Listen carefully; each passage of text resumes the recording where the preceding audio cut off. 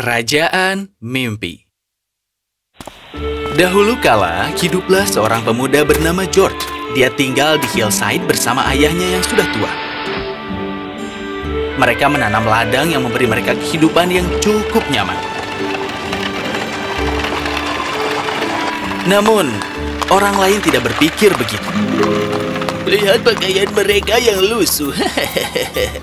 Keuangan mereka akan lebih baik jika ladangnya diperluas. Rumah yang lebih baik. Lebih baik semuanya. Mereka sangat aneh. Penduduk kota mengejek George dan ayahnya di belakang mereka.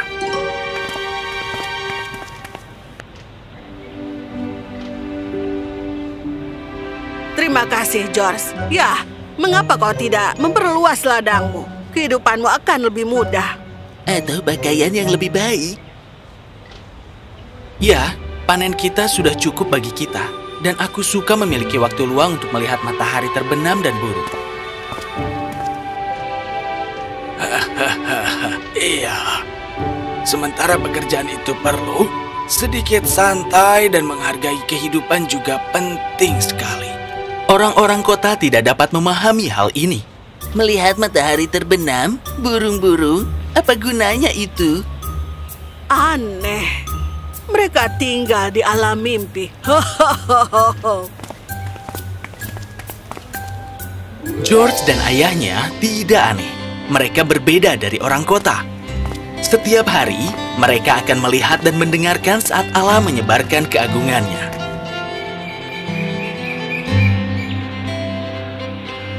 George, jangan dengarkan orang-orang itu. Berikan perhatian pada pohon-pohon dan matahari yang hangat. Biarkan apresiasimu untuk hidup tumbuh. Aku tahu, ayah. Itu karena kau telah mengajariku ini. Aku merasa sangat puas dengan hidup.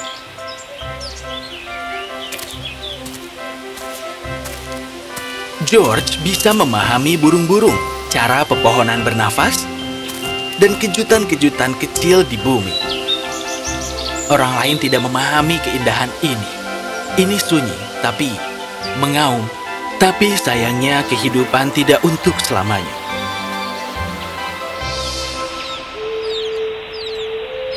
Aku merindukanmu, ayah. Ayahnya adalah satu-satunya teman dalam hidupnya. Setiap hari, George akan bekerja, tersenyum, dan bersikap apa adanya. Tapi tidak ada yang bisa mengisi kesepian di dalam dirinya. Langitnya indah. Ayah pasti suka melihat ini juga. Wow.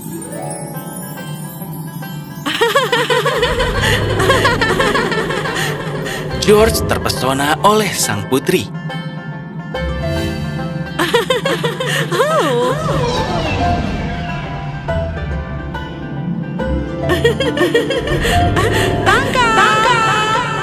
Oh, tunggu. Sang putri terus saja berayun di tengah bintang-bintang, melemparkan sekuntum mawar untuk George setiap kali dia berayun kembali ke bumi. George terlalu terpesona untuk bicara. Aduh, dah. Hah? Tidak. Tunggu. Hah? Mimpi? Hah? Apa ini? George terkejut melihat dirinya dikelilingi oleh puluhan mawar. Tapi, bukankah itu hanya mimpi? Mungkin burung menjatuhkan ini? Dia bekerja keras malam itu. Tapi di malam hari dia memiliki mimpi yang sama. Lagi? Hai, George. Itu kau dalam mimpiku. Tunggu. Kau tahu namaku? Tentu saja aku tahu. Aku dalam mimpimu. Aku Putri Sadira. Hebat. Jadi, mimpi apa ini? Ya, itu punya semua yang kau pikirkan. Seperti ikan di sana dan pie apple yang mengapung itu. Makanan penutupku. Aku juga suka pie apple. Aku telah mengunjungi mimpi banyak orang, tapi ini adalah pertama kalinya aku mengunjungi orang yang menyukai apa yang kusuka.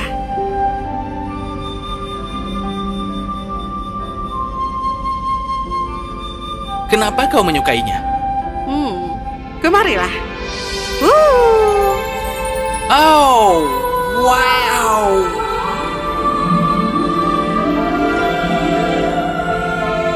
Oh, menggemaskan sekali. Itu benar sekali.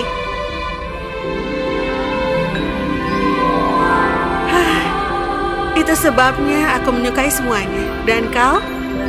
Aku merasakan hal yang sama. George dan Putri akan bertemu satu sama lain setiap malam dalam mimpinya. Lama-kelamaan, keduanya semakin dekat dan jatuh cinta. Ini tidak adil. Aku hanya bisa bertemu denganmu dalam mimpi. Bagaimana kalau aku menyuruhmu untuk menemukanku? Menemukanmu? Di mana? Apakah kau sungguh mencintaiku? Sadira, aku mencintaimu lebih dari apapun. Katakanlah, cepat, ini sudah hampir siang. Temui aku di kerajaan mimpi. Di mana? Disitulah awan menyentuh bumi. Carilah. Temukan aku. Sadira. Oh, kerajaan mimpi. Baiklah Sadira, aku akan menemukanmu.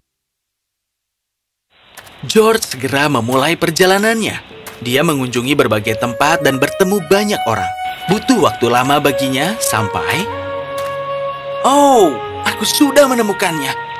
Saat dia berjalan dengan penuh semangat, dia melewati hutan lebat. Tidak. Apa itu? Dia merayap ke dalam hutan dan melihat seorang lelaki tua dengan janggut perak panjang yang telah diikat oleh dua makhluk besar. Lepaskan aku, kalian penjahat. Berhenti melawan. Raja kami akan senang melihatmu. Lepaskan aku. George ingin membantu pria malang itu. Dia melihat sekeliling tapi hanya bisa menemukan ranting. Ini harus dilakukan. Siapa orang ini? Kenapa dia menunjuk ranting ke arah kita? Apakah dia menentang kita dengan ranting kecil? Tolong, bantu aku. Tolong aku. Hutan sepertinya mengerti apa yang dia inginkan secara tiba-tiba. Banyak hal mulai terjadi. Hah? Wow. Apa yang terjadi? Dasar kau makhluk. Kakiku. Apa? George bingung dengan semua yang terjadi. Tapi dia melepaskan ikatan lelaki tua itu dan segera mereka keluar dari hutan. Makhluk apa itu tadi? Mereka adalah bawahan dari Raja Realita yang jahat. Raja Realita? Iya, dia membenciku. Oh iya, izinkan aku memperkenalkan diri. Aku adalah Raja Mimpi, dan kau anak muda pasti sangat baik hati karena hutan telah menyelamatkanmu seperti itu. Untuk apa itu? Kau akan tahu. Wow. Ngomong-ngomong, aku George. Aku tahu. Ayo ikut. George melangkah melalui celah dan awan menutup di sekelilingnya. Wow. Keren kan? Ayo. Kerajaan mimpi bukanlah sesuatu yang bisa dia bayangkan. Dari situlah kita mendapatkan debu bintang ajaib, dan di sanalah semua mimpi lelah kita kembali untuk beristirahat setelah bekerja.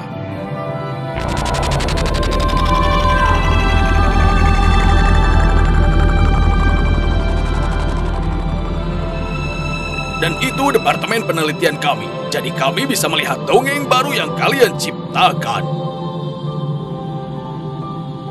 Wow. Dan apa itu? Itu Drabble. Mereka bekerja untukku dan memastikan segala hal di kerajaan mimpi berjalan lancar dan baik. Seperti sebuah mimpi? Sama seperti mimpi indah. Kami juga menangani mimpi buruk.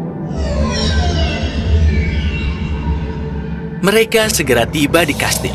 Bagian dalam dinding tampaknya dilapisi dengan pernak-pernak kecil yang mengkilap. Ada sesuatu di dalamnya. Oh, itulah mimpi-mimpinya. Sekarang sedang beristirahat. Mereka memasuki ruangan yang besar yang memiliki pengontrol besar dengan tombol bip dan tuas yang aneh.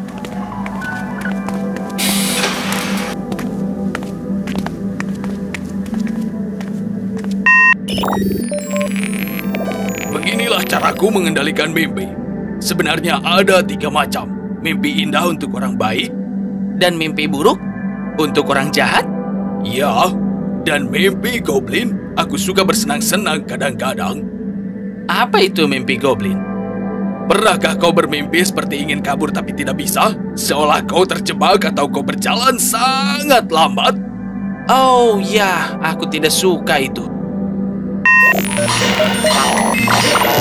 Ya, pembuat kenakalan kecil ini sebenarnya menahanmu saat kau tidur dan bermimpi. Dan kemudian mereka lari sebelum kau bangun. Tapi takkan kubiarkan mereka datang ke mimpimu lagi. Ini semua adalah mimpi buruk. Penyihir menakutkan dan monster besar. Aku mengirim mereka ke orang-orang dengan hati yang jahat untuk memberi mereka pelajaran. Seperti anak ini, dia mengganggu anak lain karena makan siang. Jadi inilah yang akan aku lakukan. Raksasa sandwich. Haha, aku mengirimmu ke Charlie. Dan sekarang kita lihat.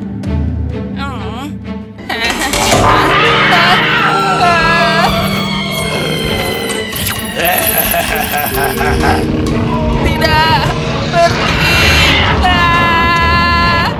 Charlie yang malang, tapi dia tidak akan pernah mencuri sandwich lagi. Tepat sekali. Ini adalah mimpi indah. Semua peri dan kuda tercantikku, anak anjing lucu dan kuda poni pelangi. Oh, wow. Mereka sungguh-sungguh... Hah? Putri? Oh ya, Sadira. Aku mengirimnya kepadamu saat kau mulai merasa kesepian. Bolehkah aku bicara dengannya? Tentu saja. Biarkan saja dia keluar.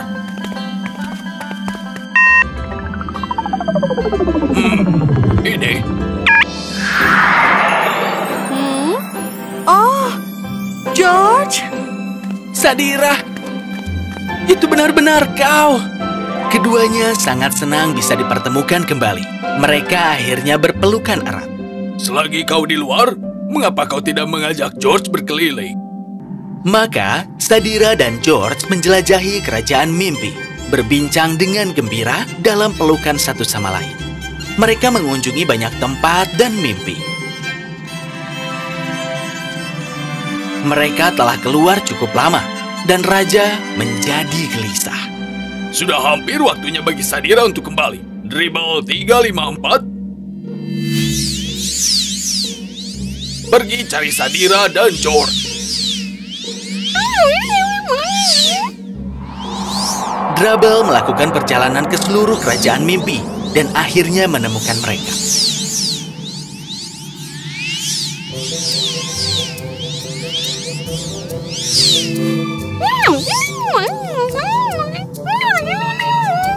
Apa? Oh, tidak. Oke, Drabble. Apa yang terjadi?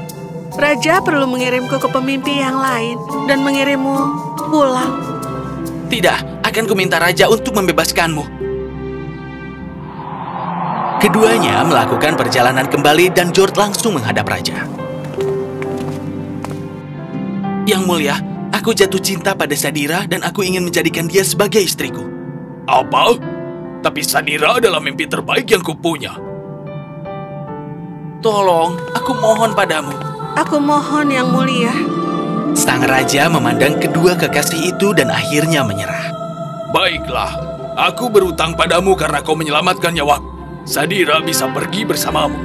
Di sana, saat kau melewati portal, kau akan jadi manusia. Yang Mulia, maukah kau memberi kami sebuah istana? Aku hanya punya sebuah rumah kecil untuk kekasihku. Aku tidak keberatan, George. Kau istimewa dan hanya pantas mendapatkan yang terbaik. Aku tidak bisa memberimu istana yang nyata, tapi istana yang tidak terlihat. Itu artinya hanya kalian berdua yang bisa melihat. Raja memberi mereka peta terlipat, dan dengan senang hati melewati portal kerajaan mimpi, tiba di rumah George. Mari kita buka petanya. Peta itu besar dan dilipat berkali-kali. Tapi begitu dibuka, rumah itu menghilang. Dan muncul sebuah kastil tinggi yang megah. Selamat datang di rumah, Putri.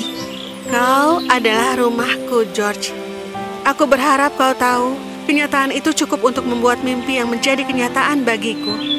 George dan Putri senang tinggal di alam mimpi.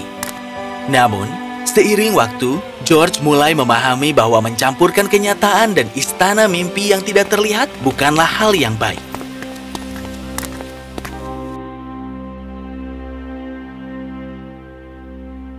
Aku bisa melihat sedang makan kue, tapi aku tahu sedang makan roti. Sadira, apakah keberatan jika kita menutup petanya? George, aku sudah menginginkan itu sejak awal. Hanya karena aku adalah putri dalam mimpi sebelumnya, bukan berarti aku ingin hidup dalam mimpi.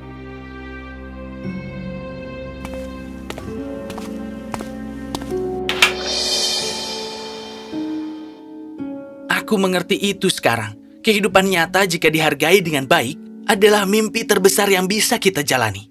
Aku telah melupakan ajaran ayahku. Aku mencintaimu, Sadira. Dan aku mencintaimu, George. Sadira dan George sekarang mulai menjalani kehidupan nyata, sesuatu yang hampir dilupakan George dalam sebuah mimpi. Mimpi itu indah, tapi itu hanya imajinasi. Mereka tidak dapat dibandingkan dengan kehidupan nyata. Jadi, lain kali kau melihat bunga kecil atau matahari terbenam yang indah atau orang yang kau cintai, ingatlah untuk menghargai keindahan hidup yang sebenarnya.